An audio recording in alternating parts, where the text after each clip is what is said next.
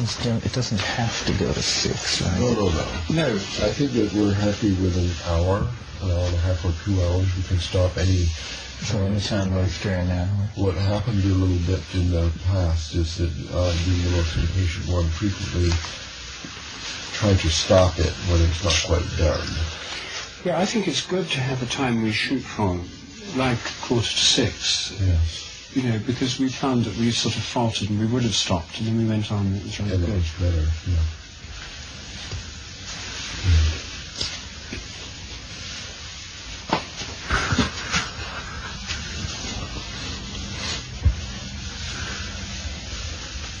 So this is called volume 2, number 1.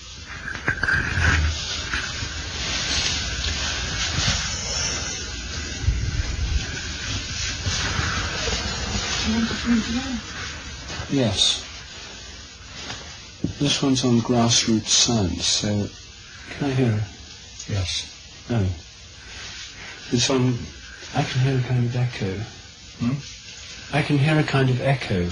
Maybe. Well, let's see. I don't know where you'd hear that from. It's Maybe from the headphones, yeah.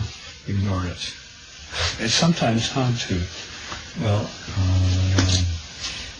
I can mediate it some. So maybe we should have a mantra to do with knowledge, like hum.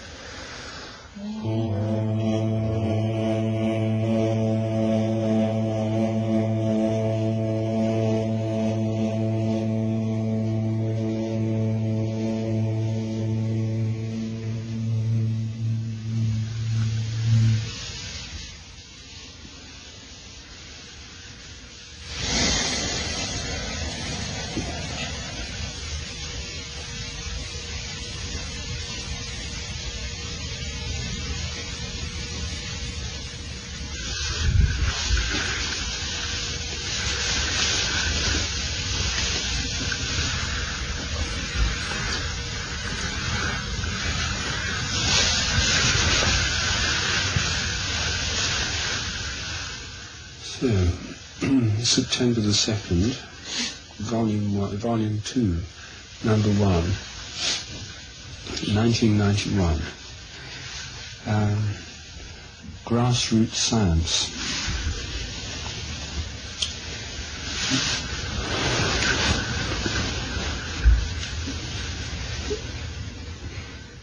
The organisation of science, as we know it, has become increasingly professional and institutional, and big science is increasing in its scope and power, so that more of physics research gets directed into huge projects like the super accelerator. A lot of physicists are very worried because this is drawing off billions of dollars in funding. In biology, the conception of the Human Genome Project was brought about by a scientific politician who thought, well, if physics can have big science and military can, like Star Wars, why can't biology? So this was a deliberate attempt to model biological research on these huge projects involving billions in funding. And this project is going ahead. It's meant that there's even greater predominance of funding in the billions for molecular biology, gene sequencing, gene cloning, biotechnology, that kind of research. And inevitably this attracts funds, prestige and manpower away from the more traditional low expense, low prestige branches of biology. And this tendency towards big science and bigger centres, and the predominance of fewer centres of excellence is going on all the time. The editor of Nature told me last year when I met him that there was a tendency for papers now coming from smaller institutions to be rejected, because the peer review process meant that people would say, well, why didn't you do a mass spectrograph on that compound? Why didn't you do this or that? Requiring, as part of the routine production of papers, the use of expensive equipment to which few have access. And he said that although the papers may have been of equal merit, the standards were changing in favour of large institutions and large laboratories. And so I said, well, what happens if you raise this question with the people who insist on these standards? Isn't it unfair on people in smaller institutions with lower access to big funds? And he said, not really. He said, if they're any good, they'll move to a big institution. So there was this tendency for not only increasing specialization, but increasing predominance of a smaller number of institutions and access to big money is coming to dominate the whole structure of science as we know it.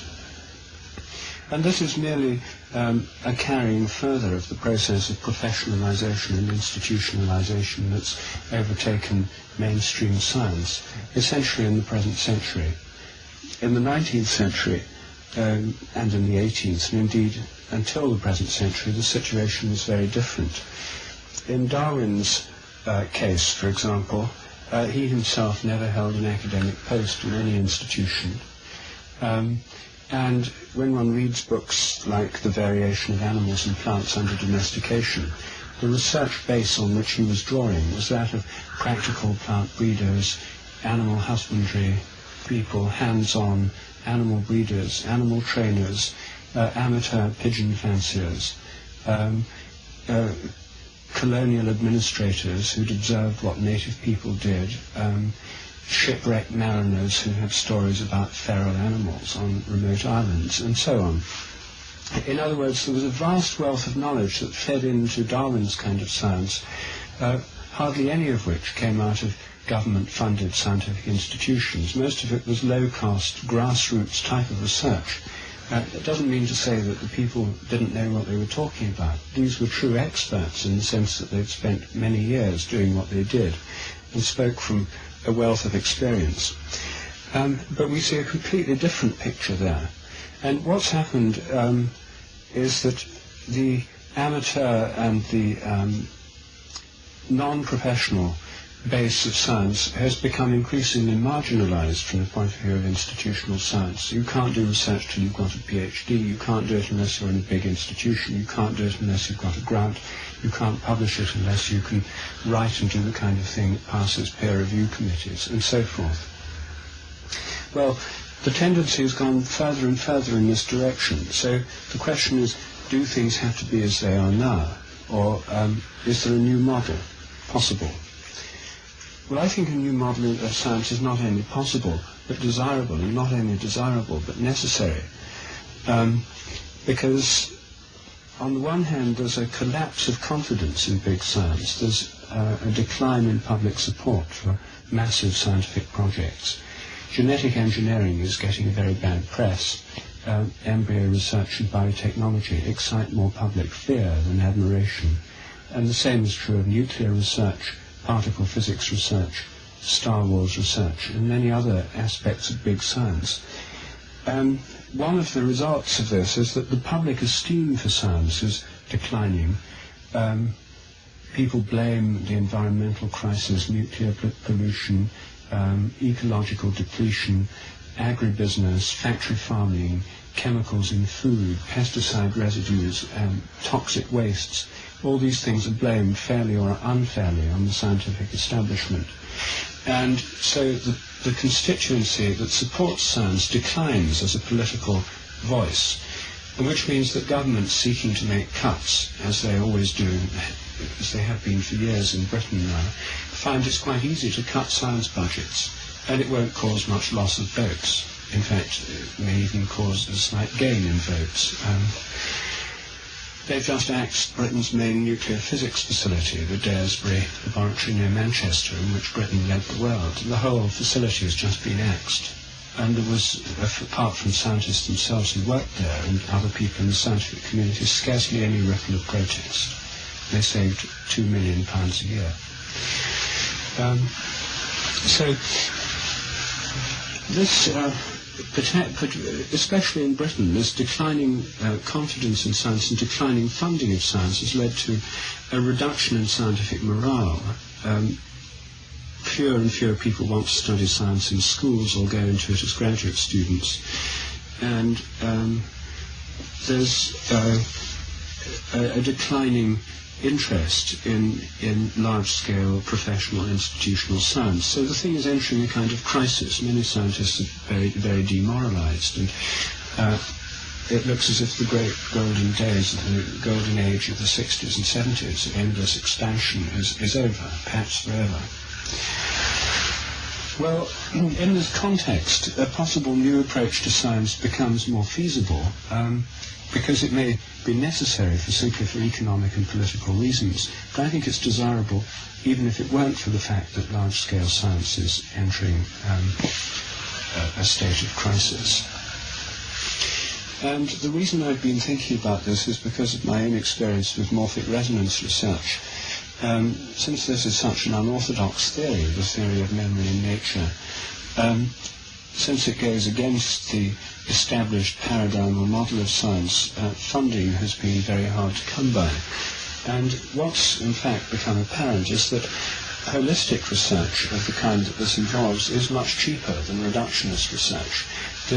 If you study whole systems, you usually need relatively small funds, but the smaller the thing you study, the bigger the apparatus and the more the funding.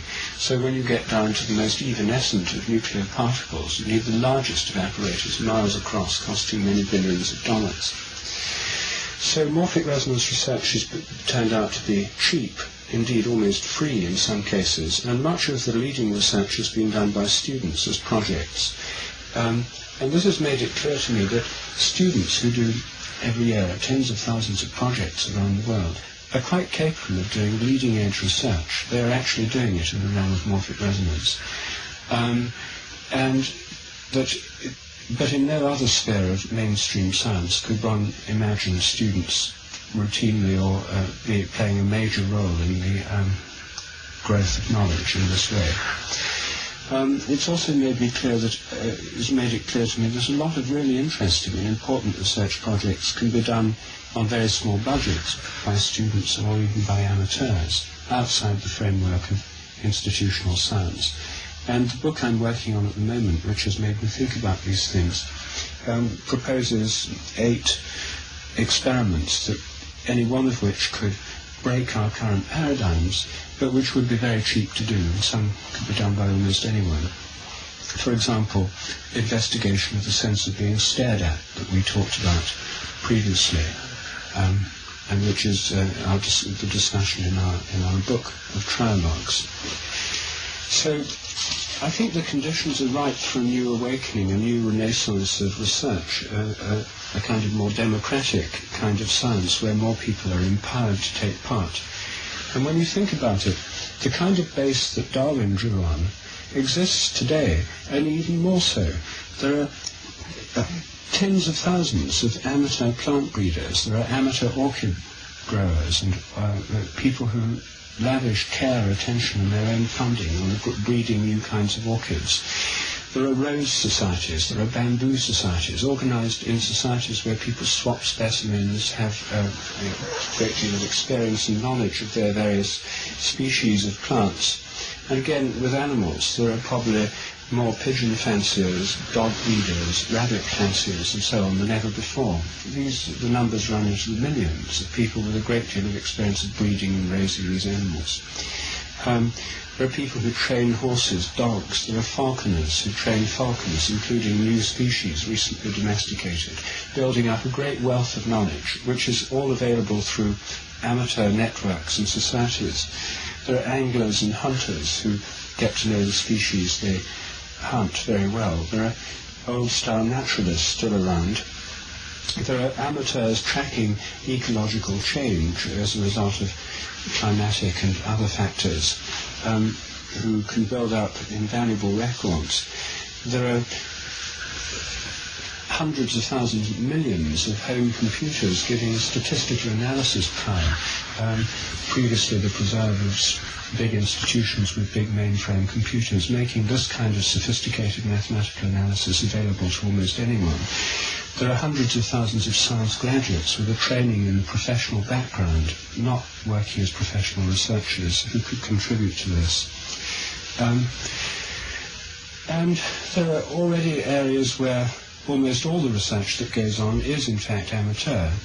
These are some. In addition, there's the whole realm of psychedelic experience, where professional research is very limited in scope, but amateur research has accumulated a wealth of knowledge and experience. There are amateur computer experts who have developed an enormous amount of experience. And I think that this base that already exists, at present almost completely disregarded by institutional science, provides the basis already in place, costing governments nothing, requiring no external funding, from which a new kind of grassroots science could arise. One way would be through extension of existing networks, possible building up of regional research networks. And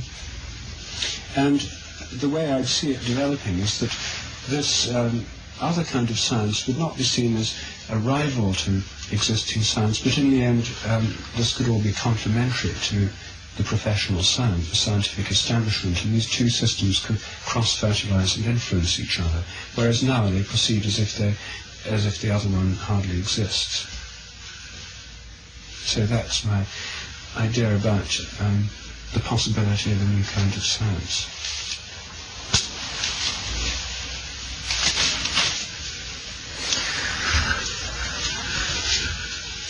Well, it sounds wonderful and very promising, and if this could simply happen as you've described it, then the decline of science could be reversed.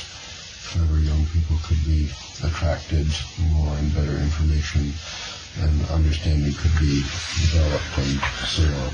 And I certainly think that's desirable, although I share with many ordinary people the decline of confidence in science for the reasons you've described. The acceptance of a new model of science, of grassroots science, of major developments, let's say, given birth by amateur groups and so on, their acceptance of all this by the scientific establishment seems very unlikely somehow. The population of the scientific establishment would have to be totally swapped out with new young people coming in who had grown up in these new style groups, and of course that's a possibility. I worry though about how this would have to evolve through a series of developments difficult to envision at this time. But I see a problem in the communication, the extension of the networks, and the sharing of the results, and the replacement of the function of big science provided by publication in journals with peer review and so on. I hate the peer review process, but somehow the very growth of population, the growth of civilization, the growth of the scientific establishment means there's this immense amount of data that if it's not shared and made available or archived in libraries or something, nobody can access it, then it fails to achieve the goal of these discoveries. That's the problem. So I think the key to this development of a new model would be the development of a new model of a communication system for sharing the results of research. It won't be necessary. It won't be possible for each group of pigeon fanciers in South Burlington, Vermont or something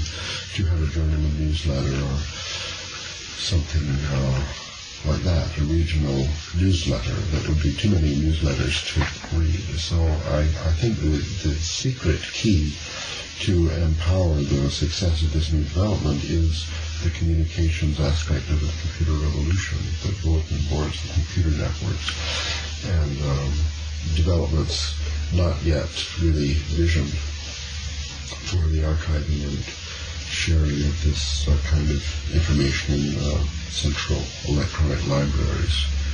That would be the key. And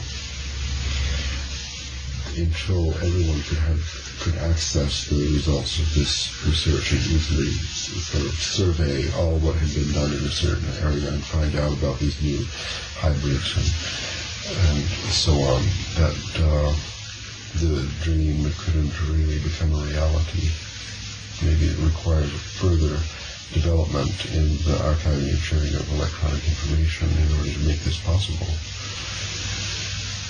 How will the regional networks be organized and communicate with each other? It could be that the lack of a successful means of communication in that way is the very reason that these big laboratories and big science has actually evolved. The governments have sensed, they have tried, they've experimented, and they've proved to their own satisfaction that the investment of the bucks in a big laboratory gives a bigger bang than in granting smaller sums to a large number of small laboratories. Certainly these groups will need grants, they'll need some support. You have to have some equipment. Inexpensive science still does cost, right? Well, I mean, the thing is that if you take, say, pigeon fanciers, they already have journals, Pigeon Racing Weekly and so on. And there are several in England on newsstands. They already have newsletters. None of them get grants. They buy their own pigeons, race them and maintain them, breed them. There's a system of competitions or prizes for successful winners of races, but the whole thing is completely self-financing. Now, the idea I had in mind was, in cooperation with these different communities of researchers or practitioners who already exist, one would pose certain questions like, how do racing pigeons home? Now, I have my own ideas about how this can be tested. For example, by moving the loft from the pigeons, seeing if they can find the loft. This is one of the experiments in the book I'm writing. Well, this kind of question, when formulated, put out there in the racing pigeon new press and in the existing newsletters, might engage a certain number of people in wanting to do these experiments. The results will be fed in through these existing networks of information to others, and there will be a debate and other people perhaps take part, and the whole of this community could be engaged in certain kinds of research projects. Now, in relation to, say, amateur naturalists, a project that I'm trying to get going in London, where I live, in Hampstead, is that on Hampstead Heath there's several species of trees that are showing very advanced signs of dieback or actual death. The London plane tree is dying off all over London, which will totally affect the appearance of the city. Willow trees are in a bad way. Acacias are in a very bad way. Some species are not quite so bad. And opinions, most people have hardly noticed, but those who have noticed have different opinions as to why this is so. We've had 2 or 3 years of drought. There are certain fungus diseases around. There's an enormous increase in ozone and atmospheric pollution due to increased car traffic in London, photochemical smogs. And which of these are affecting it? And as the greenhouse effect begins to bite, as the temperature changes, what kinds of changes will occur in forest ecosystems? There's nobody keeping records. The Heath authorities are busy rushing around mending the drains and sort of clearing the rubbish. The preservation societies are busy trying to stop people cutting things down and spoiling the Heath by building new police radio towers on it and that kind of thing. But there's nobody at present keeping a year-by-year record of what's happening. So posing the questions is part of it. And if amateur naturalist groups had clearly posed questions, like, is there a year-by-year change in the bird population, the tree population, which trees are suffering, which ones are doing better, we would have an enormous database gathered from different parts of the world. which would be of practical value. For example, in what do you do about global climate change? If the greenhouse effect is really happening, which it seems to be, if the climate of Britain gets warmer and drier, for example, what kinds of trees should be planted on Hampstead Heath now, so that in 50 or 100 years' time, well within the lifetime of a tree planted today, there's a reasonable chance of them surviving, rather than the whole place being an ecological disaster zone. And this is a very small, I take this because it's a very small example, but there's a much bigger question. What kind of crops would grow in changing climate? What changes occur in existing forests and existing ecosystems? So it's not just a matter of enormous accumulation of data without any kind of... that's happening already. These amateur groups build up enormous data banks which they share through networks and newsletters already in place. But for a larger picture and for the asking of specific questions, there could be a system whereby these questions are fed through these local networks or formulated with the help of people within them. And there could be a vastly greater research effort going on than there is now. And I don't think it would necessarily require a big change in the present system. Some of them, I'm sure, are using computer networks already. Others have existing systems of information exchange, like newspapers, journals, commercially produced magazines, the rabbit fancier. There's all these things. Incredible number of specialized journals are actually published and are self-sustaining financially. So I think it's partly a question of formulating questions that are of a wider interest than the nuts and bolts questions asked within these existing groups or within groups that could come into being, and is into a larger picture.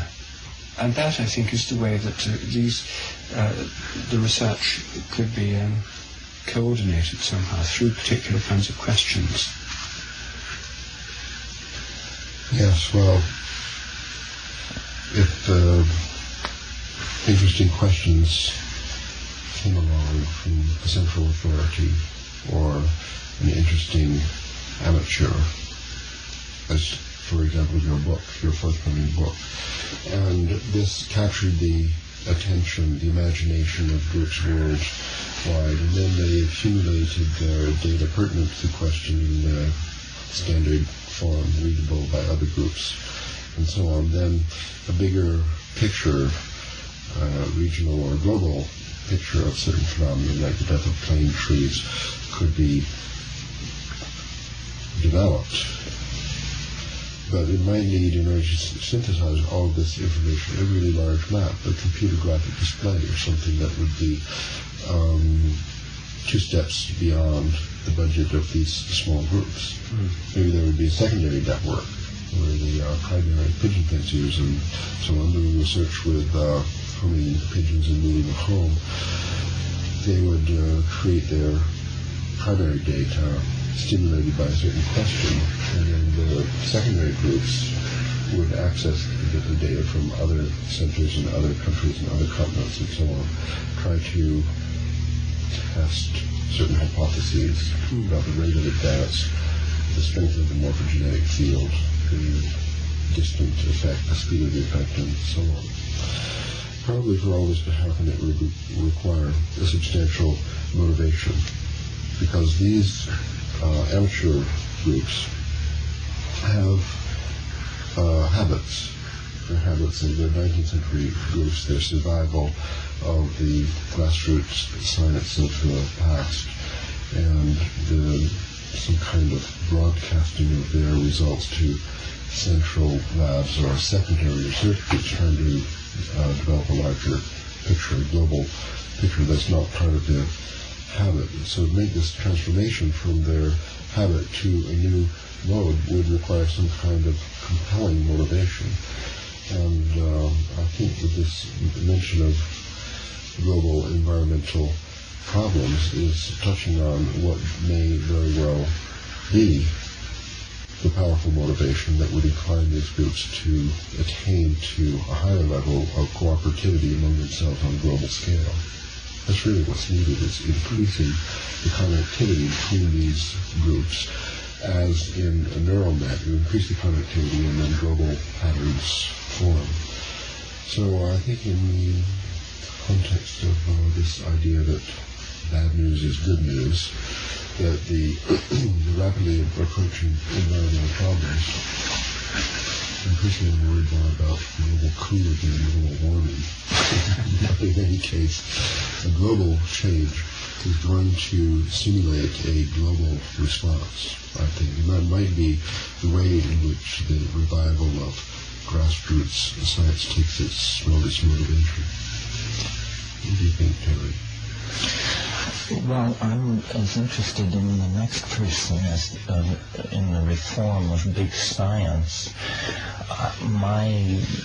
The way I would choose to react to Rupert's statement is, rather than see it as actually a practical plan for the reform of science, to see it more as a proposal that can serve to show us what's wrong with science and how far off the track we've come.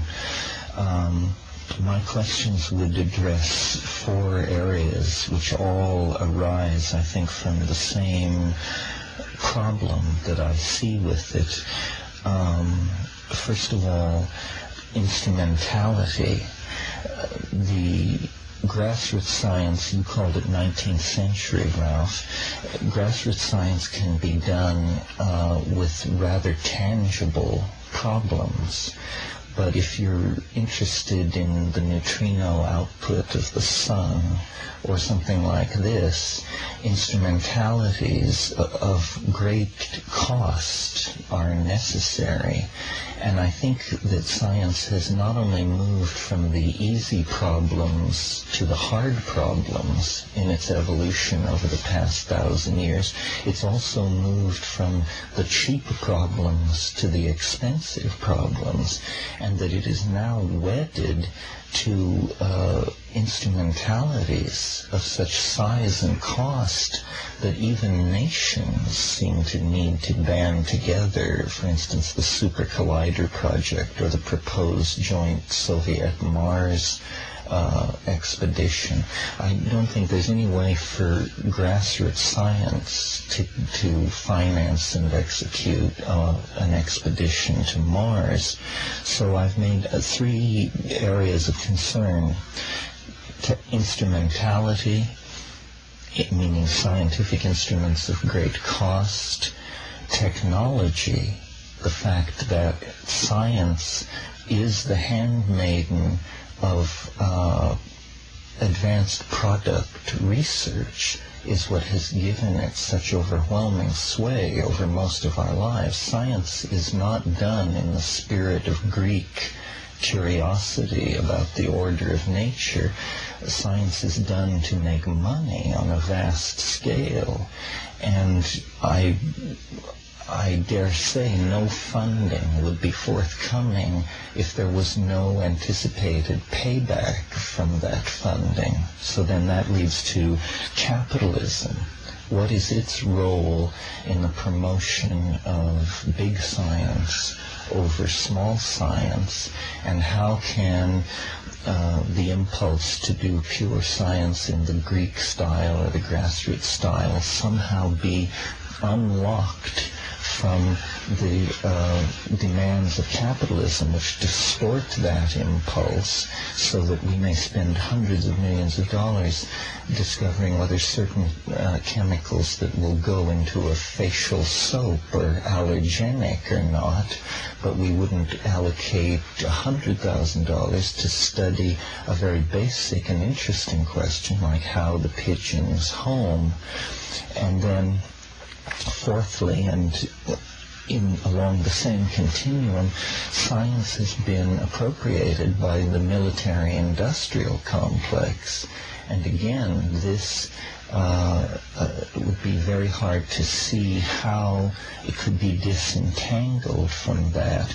So I see your proposal as not so much a proposal for the reform of science, but for the creation of a kind of parallel institution. We could almost call it the people's science, or science, hands-on science. And I'd just like to hear you address all these things. I mean, I'm all for the idea, but I think science has been vastly transformed from the simple impulse to understand the natural world around us into a kind of hellish marriage with capitalism, technology, enormous instruments, and the military-industrial complex. And that I've probably named some of the most overwhelming and monolithic forces in our society. How can we rescue Dane science from the hands of such intractable foes of the Greek and original impulse to simply understand and appreciate the natural world? Well, I think that part of the answer comes from the shift in paradigm, which is happening for a variety of reasons, independent, or not independent, but seemingly independent of these political and economic ones, namely the move towards a more holistic model of science. And as I said earlier, the holistic research, where you look at whole systems, is much cheaper than analytical research where you look at smaller systems. You see, atomism, which is the philosophy that underlies reductionism, puts the greatest emphasis on the smallest possible things. Hence, the highest prestige attaches to superconducting supercolliders, which are the biggest pieces of apparatus you can make, because the smaller the thing, the bigger the apparatus. Now, if we as we are doing, undergo a shift of model, so that kind of science seems somewhat less interesting, then the emphasis would become on studying the properties of molecules, of crystals, at their own level, of cells, of organisms, of ecosystems. That kind of science, requiring an enormous increase in instrumentation, which goes together with a reductionistic approach, would simply become less important, less relevant, less attractive. And that would in itself help to take care of the instrumental problem. You can see the same thing in medicine. If you have a medical research system that we've got now, entirely in the service of mechanistic medicine, then the emphasis goes on new methods of biochemical diagnosis, genetic engineered diagnostic aids, high-tech scanning equipment, and so on. And no research money at all in most countries goes into looking at the effects of other holistic methods, which meanwhile flourish even in small towns around the Western world. All the different kinds of holistic approaches that go on. There's not really much effort to compare these approaches to see which works better than others. There are a few small-scale projects, but it's clear that the economics of the medical system, which at present are escalating costs, which mean the cost of insurance or the cost of socialized medicine in countries with it, like Britain, are constantly spiraling upwards, are provoking a whole crisis in the healthcare system.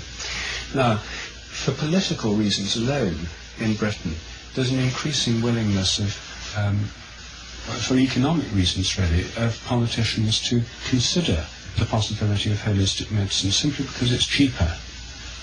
And if you can cut down on the costs of heart transfers, expensive scans, and that kind of thing, by people doing more meditation, taking a few homeopathic pills and that kind of thing, have acupuncture, this kind of thing could lead to far cheaper medical insurance. It could lead to a much cheaper and more comprehensive health service in countries that have comprehensive health services. And it would lead to a completely different kind of medical research. I mean, how, in this context, which would be very relevant to medical insurance companies, which already, in some cases, insure people with chiropractors, osteopaths, acupuncturists, and so on, one way of going about this on the grassroots method I've suggested would be simply a survey method, a systematic survey carried out by students or local communities, going around asking people what diseases they've had, how they think they've been cured, and how they rate the effectiveness of the different systems they've had. This is, in fact, the word-of-mouth method, is how one gets to know about things like acupuncture. You hear somebody said something, they say it's been cured by acupuncture. You go to them, someone's got a bad back. It's a chiropractor that cures it, not going into an advanced surgical ward. In some cases that works, but for most people, these systems, which are outside the purview of orthodox medicine and the AMA, are what work, and you hear about them by word of mouth. A more systematic approach, you see, would be systematically to survey people's experience. You have like a consumer report on these systems, and this could be done at any level of sophistication or depth. And if it worked in the West, then you could extend it to India, where these different systems, Ayurvedic, the Unani system of the Muslims, the homeopathic system, the Western system, traditional forms of spiritual healing, all coexist. And every Indian I talked to when I was living there had quite clear ideas about which one worked for which. For jaundice, you wouldn't go to a Western doctor because they were hopeless. You'd go to an Ayurvedic or a Hakim, a Unani Hakim, because they had good cures for jaundice. For acute illnesses, you'd go to Western doctors and get antibiotics. For skin, long-term chronic skin complaints, you'd go to homeopaths. For mental diseases, you'd go to temples or to some kind of faith healing thing in a dargah, a Muslim shrine. There's a wealth of knowledge there, which is nowhere codified, nowhere investigated, as part of an ongoing, continuously modified oral tradition. And so, in the realm of medical research too, I think this method could be applied quite cheaply and simply without instruments. It would in fact give one a method of estimating the effectiveness of instruments through high-tech medicine. So I think that as soon as you begin to look holistically at things, the need for large instruments disappears. And it may be that if we think differently about the need for missions to Mars, the need for Star Wars, the need for the Human Genome Project, and the need for large-scale nuclear physics projects in this new context may seem much less important, and hence the process you talked about, the need for these instrumentation would get less. Then when it comes to the power of capitalism, the military-industrial complex, again, the power of these things are changing. The interests of health insurance companies and the interests of national health systems are not working in favour necessarily of ever more expensive medicine. There are political forces working in different directions. With the end of the Cold War, the need for vast high-tech military spending projects is going to become harder to defend politically. And so I think that the situation is changing quite rapidly in all these respects. Well, what you seem to be advocating is the collection and correlation and study of data as something which doesn't cost a lot of money and which can be done on home computers and transferred among self-organized networks of people. And I agree that probably the forward rush of big science has ignored a lot of areas, but there are what do you say to the extraterrestrial planetologists, or to the astrophysicists, or to the molecular biologists?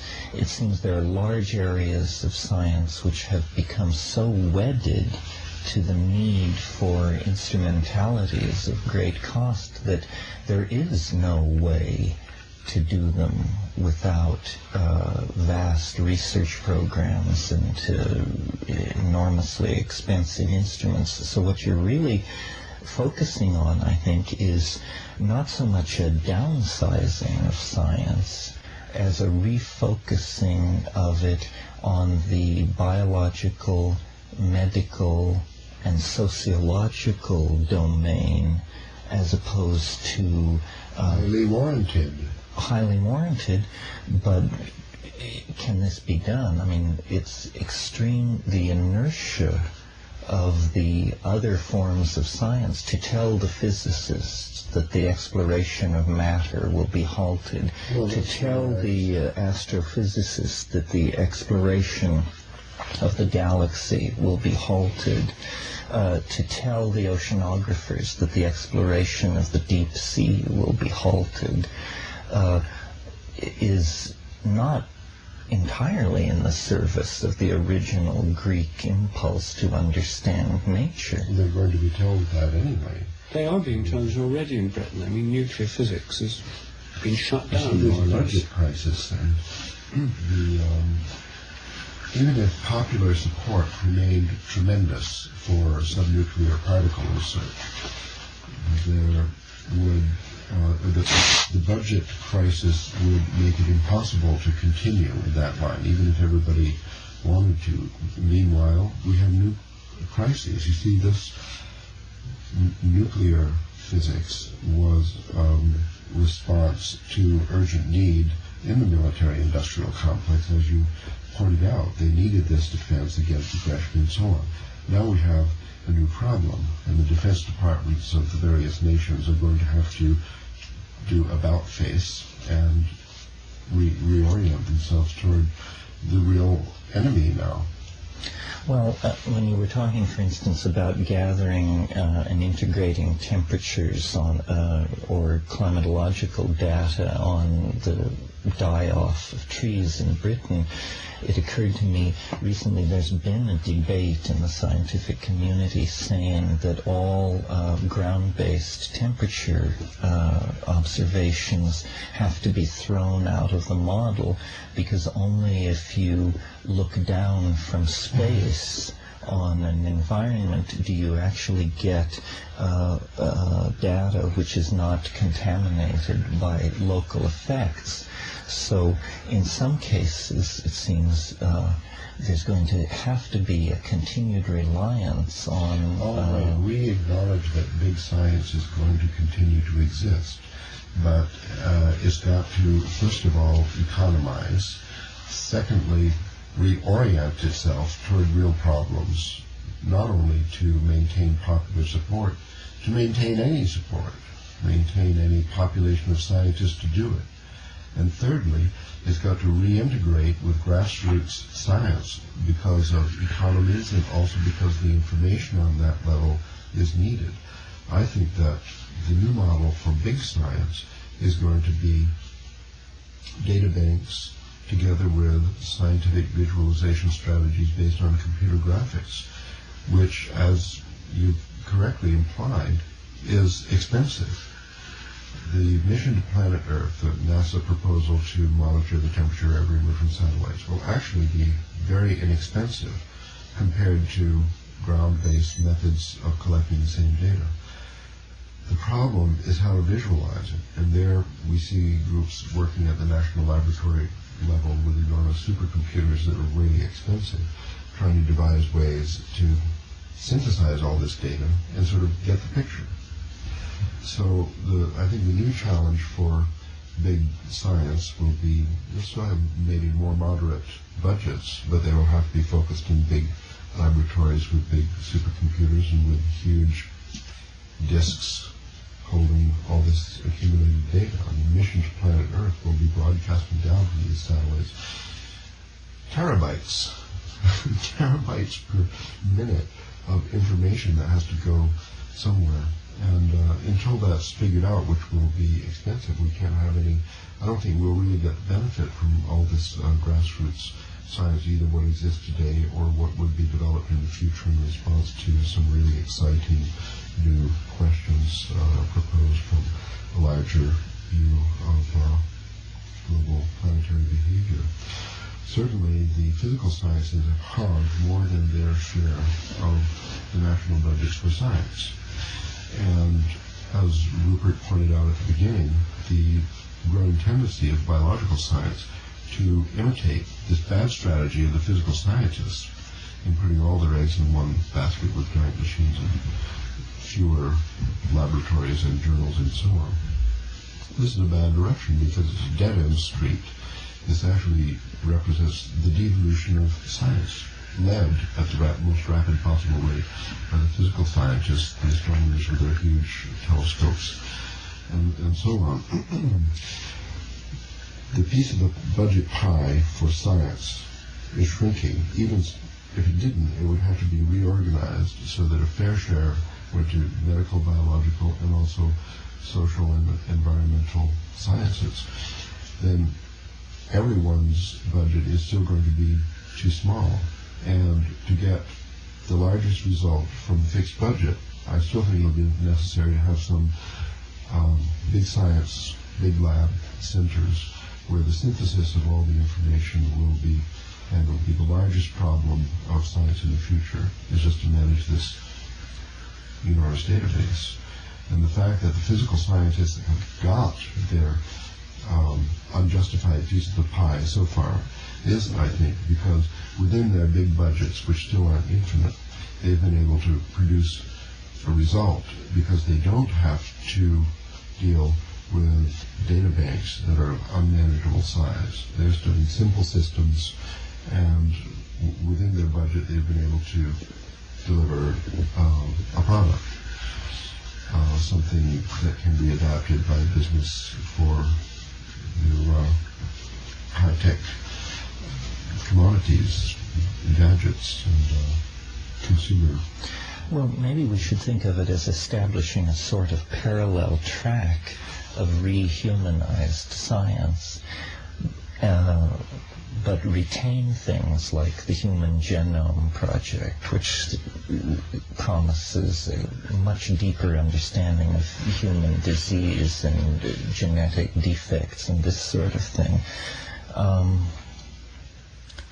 The other thing is, institutions expect a payoff on the investment they make in the people they train, and somehow they are going to have to be talked out of this payback, because big science has been the tent under which product development and that sort of thing has gone on, which has then led to the payback into the universities so that these laboratories could be endowed and so forth and so on.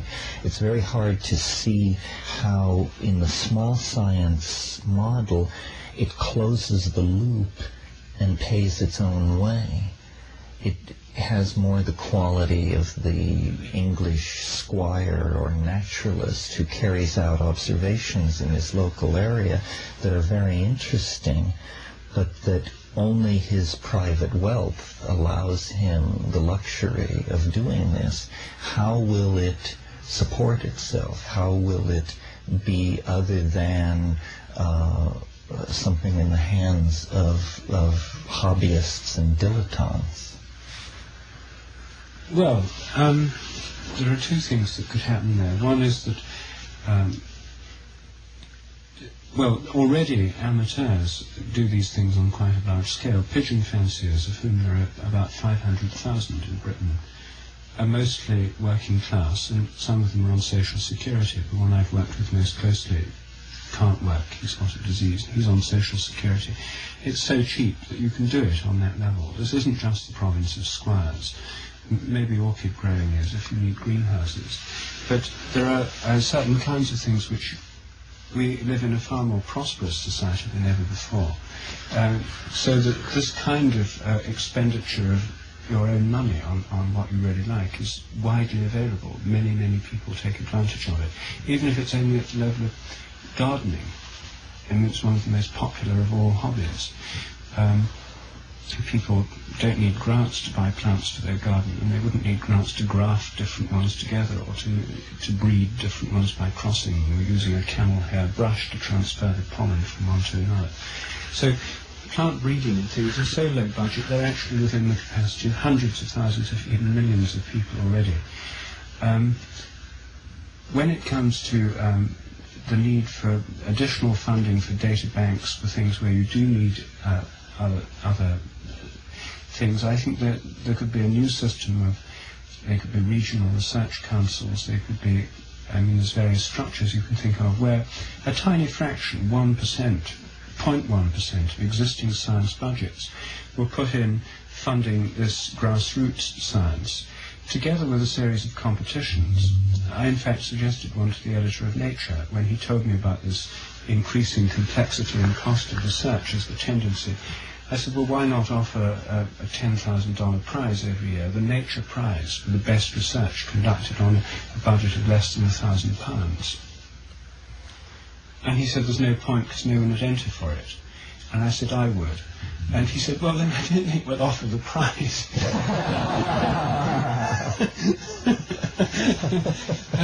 But the possibility, you see, but I've found in my own experience that prizes act as quite a strong motivation for people.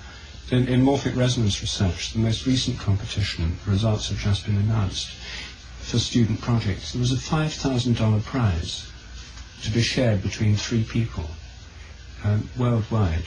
This motivated some very interesting research. And so a tiny fraction of existing science or education budgets devoted to funding this grassroots network would be politically popular, because it would be far more politically popular than the 99% devoted to big science and existing projects, because it would touch far more people and would give more visible results.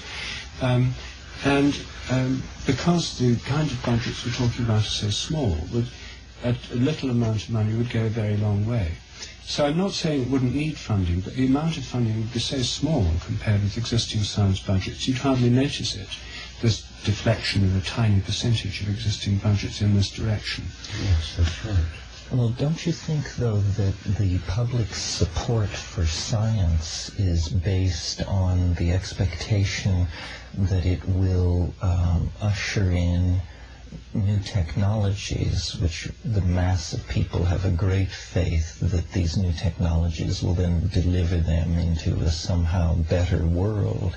And if you break that chain of expectations and say, no, well, we're now going to do science in such a way that you can forget about new technologies, that the interest in science will decline to the level of the interest in support of Tournament Go or something. The old model. Just think of, we were talking about the revolution of science in the context of a major paradigm shift in which it would be but one component. And one of the things we're anticipating in the future are these global environmental problems. They're already here.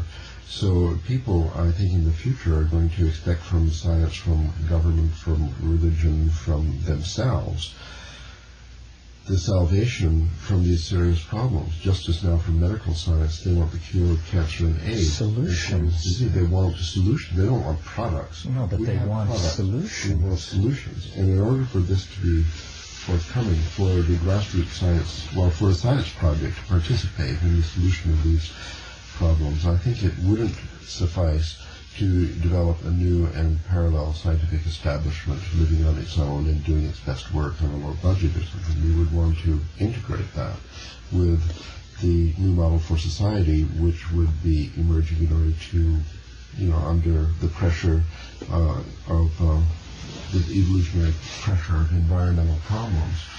That means that the new science, grassroots science, would have to link up in an effective way with journals, with glossy magazines like Scientific American and so on, presenting the progress that they do make toward solutions of major problems, alongside the results of the big laboratories and everybody else. It is not enough to offer competitions and prizes. You must also offer the possibility of publication, access to the publication, which can garner the public support that nourishes amateur as well as professional scientists. Well, take as a test case, and it's also a very real dilemma, the depletion of the ozone hole. To even study this requires the cooperation of air forces, massive data acquisition and analysis facilities. And when you move from studying it to doing something about it. It may take a significant portion of every dollar we all make for the rest of our lives, and the fate of the planet may hang in the balance. Now, how can a grassroots science make a contribution to that? Because the ozone hole was first observed in a federal laboratory which had collected data that it neglected to study. So when amateur scientists would have had, if amateur scientists would have had access to the data sitting in this archive, then they might, and anyone with that access might have made the discovery of the ozone hole. In fact, the person who discovered it was the person who collected the data, but it was several years later. Also, the ozone hole was originally thought to be totally isolated over the poles, but now they've discovered this vortex mixing, that the ozone holes are gradually sucking ozone from the temperate regions. So if amateur scientists had ozone observers, a little telescope, simple device, look straight up, measure the ozone density over their own home, then it's just like the plane trees, the rate at which the ozone depletion is diffusing over the population centers would then be observed by amateur scientists, where it might very well be overlooked by the large laboratories that exclusively devote their research to these high-flying U-2s that go over the polar regions. And to do something about it? I could envision a new model in which big science existed as it is today on a lower budget. Grassroots science existed as it does today on a larger budget. And the two are coupled together much more tightly through information sharing mechanisms.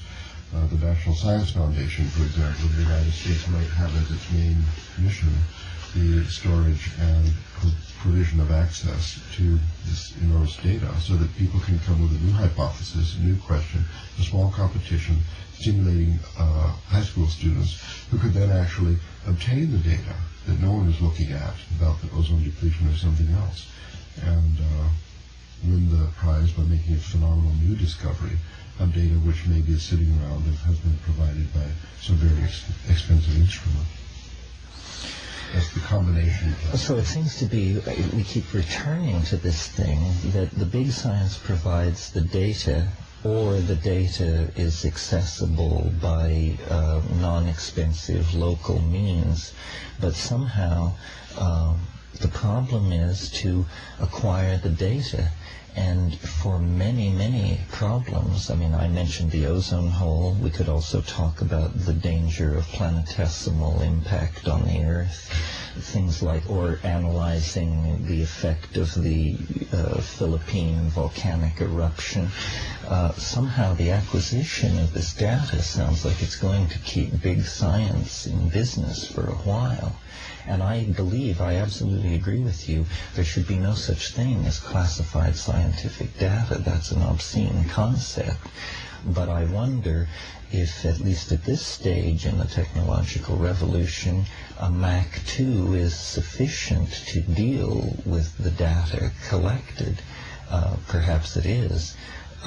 But if not, then the small scientist remains at a disadvantage, because number crunching is a part of the analysis of the huge data stream that is coming in.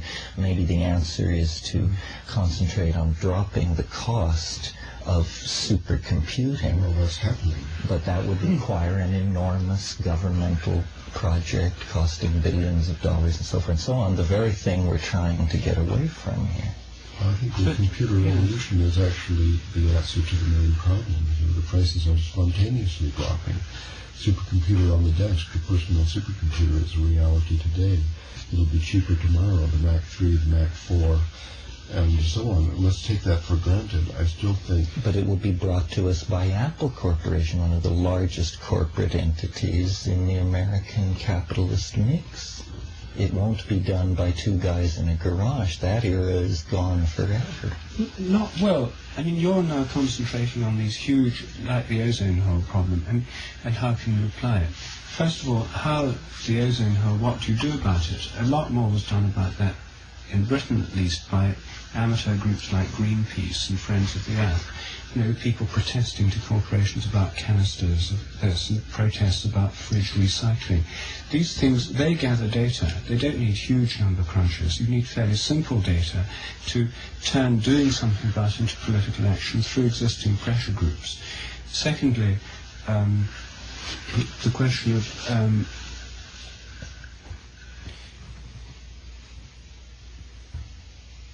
well, no, just leave it at that for a moment about the ozone hole. The second question about information gathering, there isn't in fact a glut of information in some areas. There's a great shortage. Friends of the Earth also collect samples downstream from industrial firms and rivers and from drinking water supplies, and find that in sort of 30% of Britain they exceed the nitrate levels permitted by British and EEC regulations. Pesticide residue levels are far too high, etc. Data which, if it's collected at all by our government, is kept secret, and which, when revealed and published, requiring no great sophistication of laboratories, no enormous number crunchers, can lead to enormous political knock-on effects, questions in Parliament, letters in newspapers, public protests, that can actually begin to do something about these things. So the environmental groups have already used fairly simple analytical techniques, fairly simple data processing methods to great effect. So the ozone hole is, you know, that's why I don't deny there's a problem at that level, but there are problems at much lower levels where an enormously greater amount could be done by amateur data collection without vast number crunches, and where the translation into political effects, doing something about it, are much sooner and quicker than the solving enormous global climate problems. Well, so I think we're left with the conclusion that there has to be a parallelism, that somehow there's room for both of these approaches, that they address different areas of concern, and that when they can make common cause, that's all well and good, but that they are really directed toward, in most cases, different ends.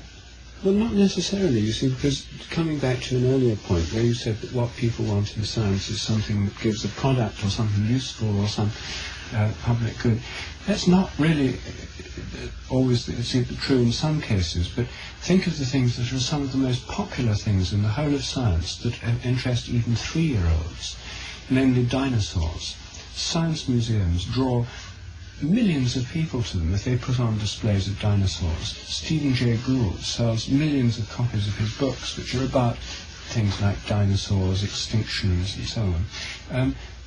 The only form of popular science that interests Merlin, aged 3, is dinosaurs. He goes to halls of science to see dinosaurs. And so the interesting thing is that there's a kind of science here which has an enormous grassroots base, which has nothing to do with... But a major paleontological project has the character of a major dam building or excavation project. I mean, it costs millions. Most of these bones were collected in the last century by amateurs for virtually nothing.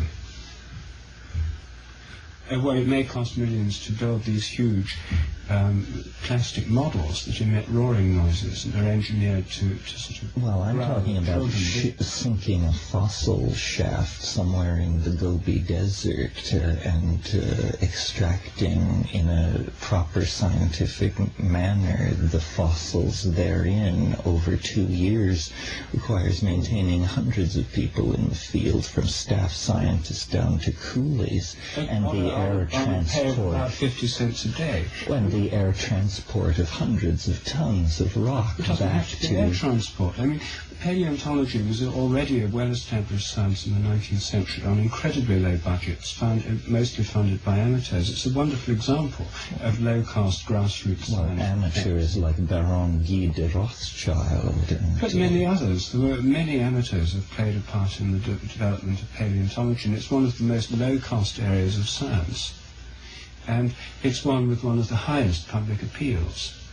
So, well, I don't have that great a familiarity with paleontology, but I think I do know something about archaeology, and it costs a fortune. archaeology to A do lot it of right. expeditions were done on a very low budget. For example, when Flinders Fleetry first went to Egypt. But I'm talking about today, when you go into Guatemala or the Yucatan to excavate a Mayan site, to keep a team in the rainforest for 6 months. Well, Rupert hasn't suggested to slash all budgets to zero, and presumably these relatively expensive projects will continue to be funded according to the degree by which they can gain public support. They provide exciting results, solve important problems, and so on. They could be funded. Simultaneously, they could be influenced enormously by discoveries of the grassroots science group, feeding into the determination of how this budget is supposed to be spent. Well, Yes, we might stick with archaeology for a moment here because it's an interesting science in that it doesn't generate new products. It doesn't give us a sense of progress. It doesn't feed into the military-industrial complex.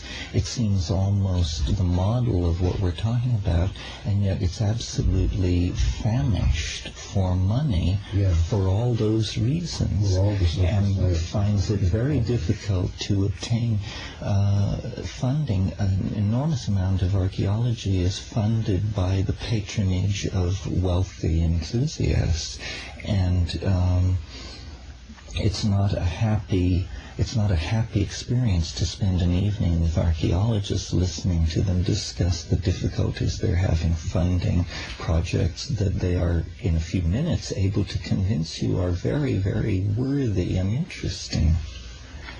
Archaeology is almost the paradigm of the small science enterprise that we're talking about, and yet it seems beset with difficulties that may show us problems that we can anticipate if we try to expand this model. Well, I mean, at the moment, the archaeology budget, I'm sure, is a tiny fraction of the 1% of the budget spent on the Genome Project, Star Wars. We're talking, the global archaeology budget must be, what, 10 million, 20 million, at most? Something like that. $50 million, I should imagine. It should be as And this is absolute peanuts. We might as well say it is an amateur science. But it is an amateur science. A lot of it is an amateur science, and then it's got this professional end where they have to raise funding, often from private concerns and so on, or wealthy donors. It is an amateur science. It has a large grassroots component even today. You know, people who excavate in an amateur manner. There are Anglo-Saxon excavations go on in Britain, for example, using the students and the vacations amateurs and so on, with very minimal central funding from the government. And so archaeology is actually a case in point. It's the model. You've got a large grassroots base, a large grassroots popular interest, museums which can attract lots of people to see these things. And even the biggest projects are relatively cheap compared with large-scale science. What's happening now, you see, is that what this discussion is proposing is not that 100% of available funding should go to grassroots science and zero to existing institutional science, but rather to change the present situation where 100% goes to existing institutional science and 0% to the more grassroots mode. A shift in balance from 99% to institutional science and 1% to grassroots science would totally turn around the situation, change the popular base of science, its popular appeal, and I think bring a whole new vigour and a whole new spirit into this scientific endeavour. One further thing, which is your particular realm of expertise, psychedelic research. Seems to be a very important component of consciousness research. We hear a lot about the need for consciousness research. We know so little about the human mind. A lot of funding goes into cognitive psychology, particularly if it involves computer models, because it could feed into new generations of computer. That's why the funding goes into that area. Relatively low funding goes into psychological research that's to do with psychotherapy, because that's mostly the province of practicing psychotherapists who are self-funding, or rather who are funded by the people that go to see them. A certain amount goes into official psychiatric and drug research to do with centrally active drugs. But the vast majority of psychedelic research, 99.999% at least, which has a lot to say, as I suppose you would agree, about the nature of consciousness, the range of the imagination, the powers of the human mind, etc., is not funded at all by official agencies. In fact, every effort is made to suppress it. Mm-hmm. In spite of official discouragement and suppression, where hundreds of millions of dollars are spent in trying to stop it happening, rather than encourage it, it actually goes on. And there's a wealth of experience built up about human consciousness, which is relevant to the larger question of the nature of our minds, their relation to our bodies, the relation of consciousness to the biochemical level, things which are perfectly compatible with a lot of mainstream concerns, and certainly of enormous interest in trying to get a better understanding of the world we live in and of ourselves. Here's an area where, for legal and other reasons, virtually the whole of the research effort is in the amateur domain, and virtually the whole of it is negatively funded rather than by the public domain, in the sense that funds are spent trying to stop it. Here's an area where there's the possibility of networks and of coordinated questions being asked, which could be of enormous value starting today, because there's not much prospect of this research being taken up officially.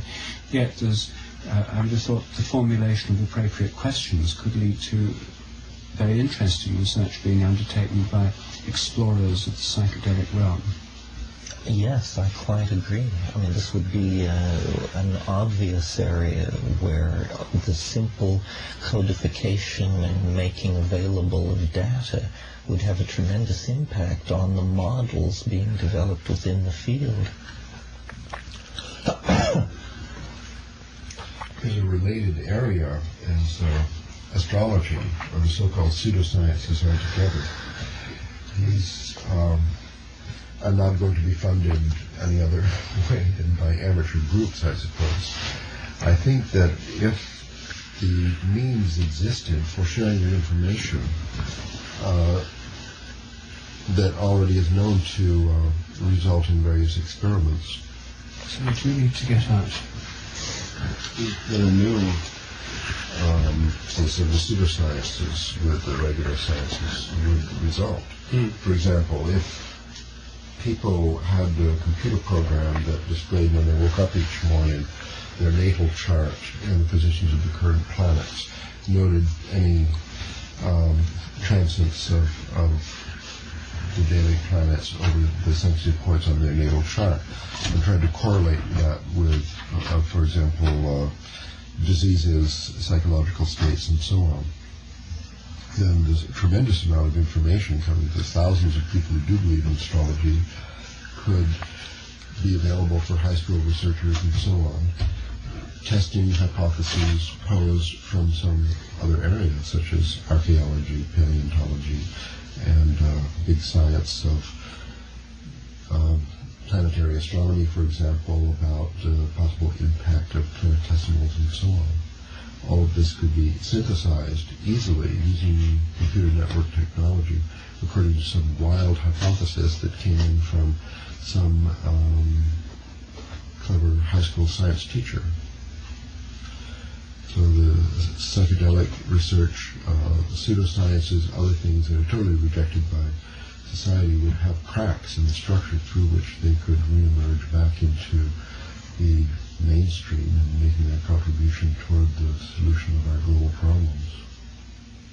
Yes, human sexuality would be another area where data is not gathered because of institutional biases that are conscious or unconscious, but that networks of amateurs could organize themselves, and this is probably largely how it's done anyway. It's probably one of the least organized areas of social research that exists. And yet it's central to the, our psychological health and our sense of equilibrium in the world. Nutrition is another. Yes, there's a wonderful example of nutrition, because lots of people pay attention to what they eat. Official nutritional studies are on the whole pretty crass.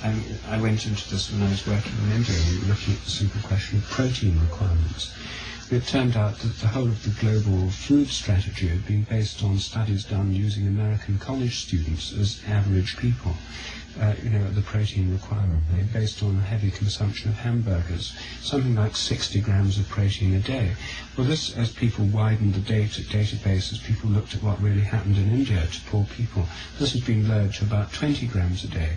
And yet the whole world food production strategy was distorted for 2 decades by this kind of nutritional study. Real nutritional research that looked into specialized areas like allergies and how to deal with them would have a large number of volunteers bringing forth information. Right. Research on people who can survive with incredibly little food would have enormous implications for the world food problem by showing that it may have been possible not only to work on increasing the supply but reducing the demand. Mm-hmm. It may be possible, as some people practice doing, as part of spiritual disciplines or otherwise, to survive on incredibly small amounts. There's huge areas in nutritional research where there's a wealth of information that's totally untapped at the moment. The official nutritional journals are based on artificial experiments or nutritional surveys where people go around with clipboards or sit around observing people eating and noting and weighing them every week. We carried some out in India ourselves. Of a completely unrealistic kind. And yet, nobody thought of going around asking people what they thought about nutrition. Let me turn the tape. So one of the faults of big science is associated with the reductionist perspective, I suppose, is this gradual, progressive, never-ending elimination, pruning off of different things that are labeled as pseudosciences, amateur, fringe science, and all subjective. Subjective, all the paranormal, all the nutritional, all kind of alternative medical, all these things that are rejected comprise a daily growing group, while the number of natural phenomena studied by big science, official science, and establishment science is always shrinking. So one of the important gains of a new model for alternative science would be to open up cracks in the structure for the reintegration of all these different threads, which represents a kind of a holistic approach to the whole field of knowledge, especially when you include archaeology, history, the social sciences, and so on. What we're talking about is bigger than science, really. It's the reintegration of the entire intellectual sphere.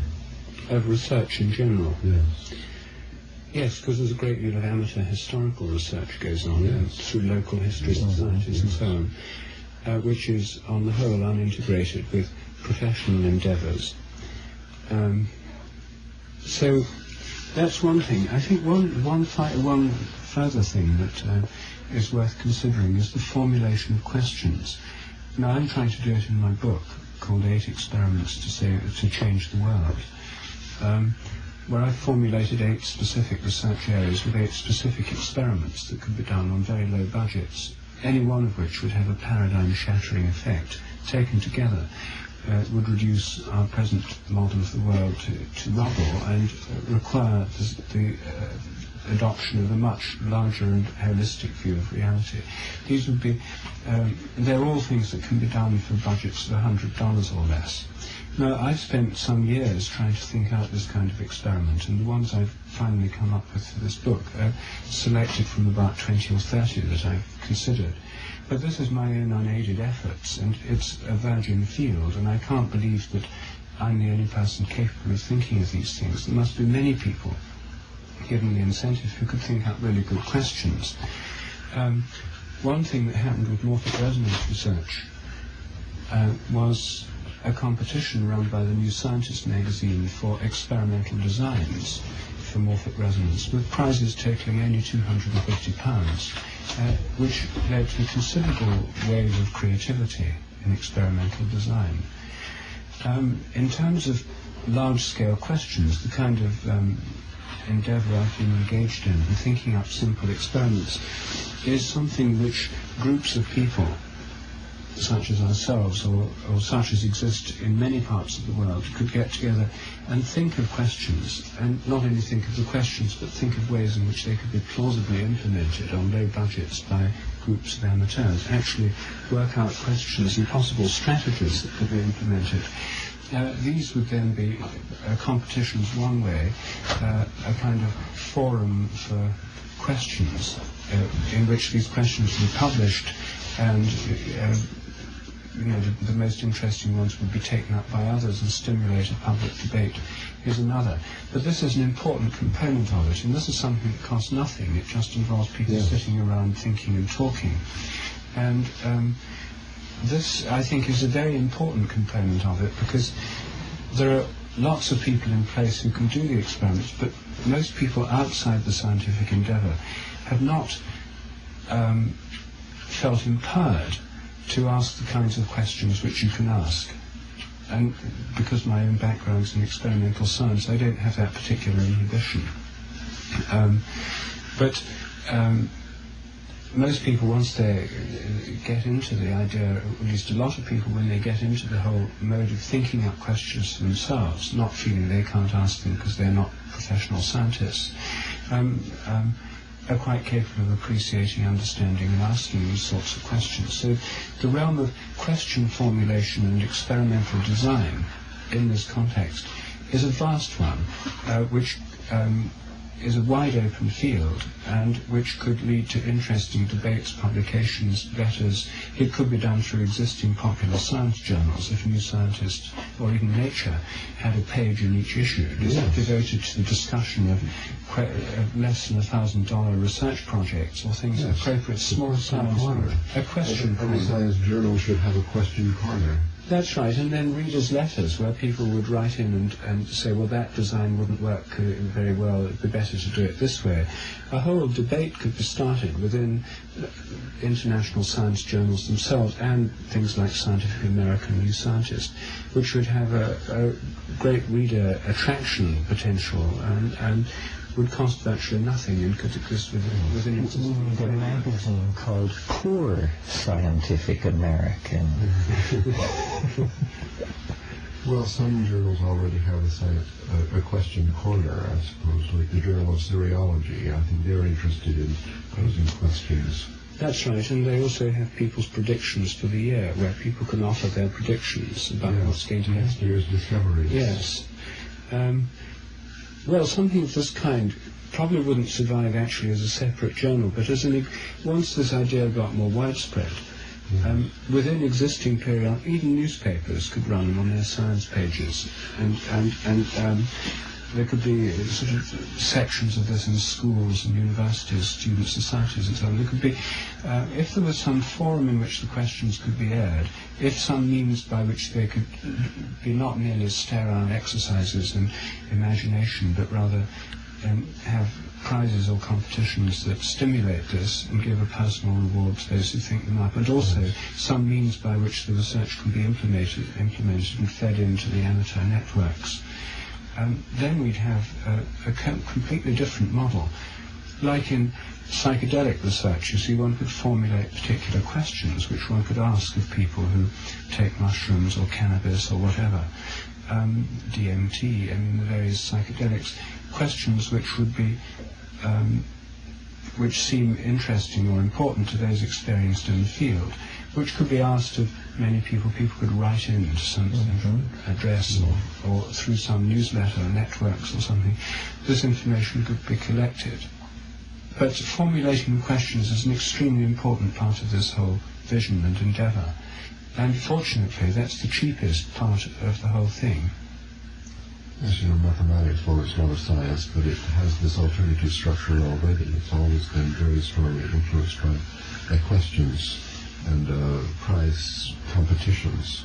And the Bulletin of the American Mathematical Society has a regular question corner, and students and all kind of amateurs send in their entries, attempted answers of these problems. Some of them are quite difficult. So there's an existing model up and running. Yes, which it does have a very strong stimulating effect on the whole development of the subject. And some of the best people are in charge of the question corner. Yes, well, Scientific American, the amateur scientist section of that has exposure run for years, and some quite intricate experiments are carried out for very little money. So we've already got models up and running. Yes.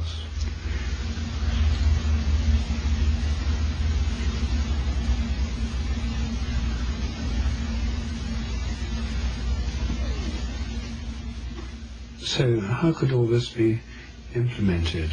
Well, we have we sort of derived a workable alternative system here, assuming that other paradigms in society would shift simultaneously, then this would not really happen. I think the key for, just for example, on the integration of the different paradigm shifts, the key for the transformation into this new model would be changes in the universities and high schools. We mentioned several times high school students responding to these surprise problems, and not so many times university students. Universities have been one of the main institutions supporting this restrictive, peer review, super professional, and archaic model of science. If universities were reformed so that they had departments of integration, as it were, interdisciplinary programs, and a holistic approach, then they could play a tremendous role, you see, in preparing people, educating people to be amateur scientists, for example, and interesting them in many of these problems. And the questions being proposed by the question setters should become part of the curriculum in universities, for example. As morphic resonance research has penetrated universities a little bit. At the University, for example, that's a model that should be spread worldwide. Universities should be revitalized along with the revitalization of science and it's like in physical education, so-called, some schools have team sports. You see, these are of no use whatsoever to the amateur athlete. Very few universities, like my university, the University of California at Santa Cruz, had no team sports and only individual sports because they wanted to prepare people for a new society. It was formed in the 1960s when, in the hip subculture, everybody gave up team sports and wanted only individual sports, something that you could continue throughout your entire lifetime. So that's a kind of change which is wanted in universities and all their other structures, so that the full holistic range of intellectual endeavor, including what we call research, is nothing more than participation.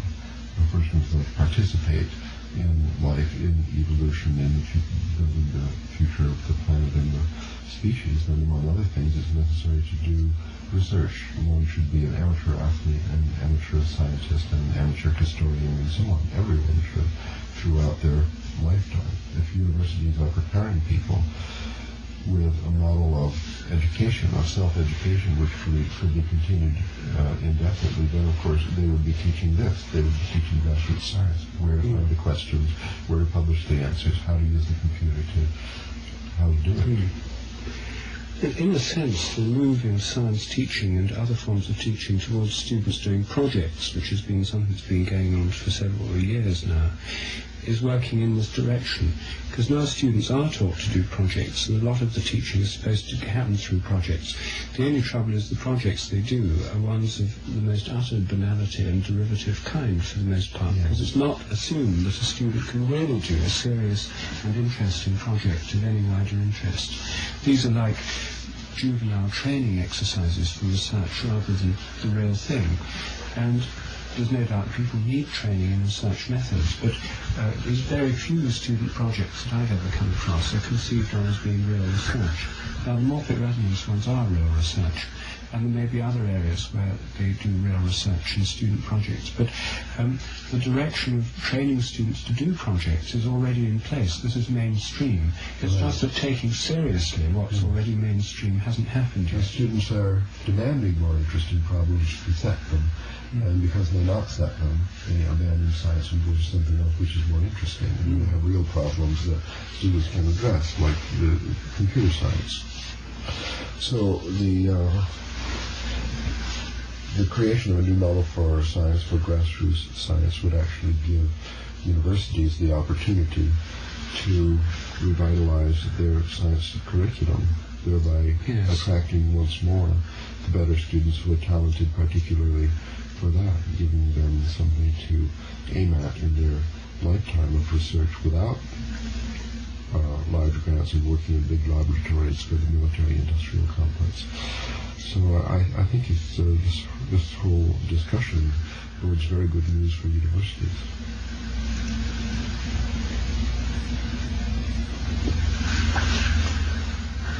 Good. Well, I think we've solved the problems of science. Yes, yeah. Well, one knock off the quarter now. Yeah. On the money. On the money. Good. And hopefully it was good we didn't quit a couple of times when we thought of it, because then... Oh, it never entered my mind.